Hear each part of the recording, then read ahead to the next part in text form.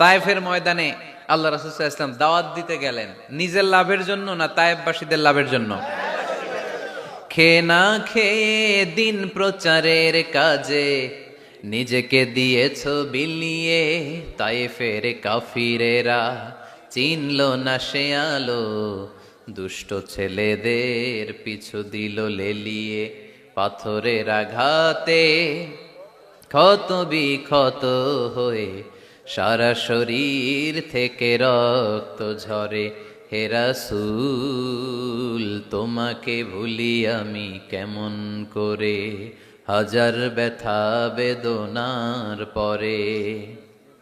ফিরে আসনি তুমি আপন ঘরে, দিনের আলো তুমি ছড়িয়ে দিতে, চলে গেলে মদিনায় মক্কা ছেড়ে। হে রাসূল তোমাকে ভুলি আমি কেমন করে, হে রাসূল তোমাকে ভুলি আমি কেমন করে। ঠিক কিনা?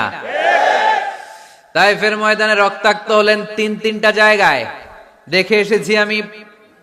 এখানে আহত করা হলো, আবার উঠে দাঁড়ালেন, আবার পাথর মারা হলো। কোন গায়ে পাথর মেরেছো তোমরা? এরকম সুন্দর শরীর পৃথিবীর কোন দ্বিতীয় মানুষের ছিল নাকি? এত সুশ্রী মানুষ, শুভ্র মানুষ, পরিচ্ছন্ন মানুষ দুনিয়াতে দ্বিতীয়টা ছিল না। এত নুরানি চেহারার মানুষ পৃথিবীতে দ্বিতীয়টা নাই।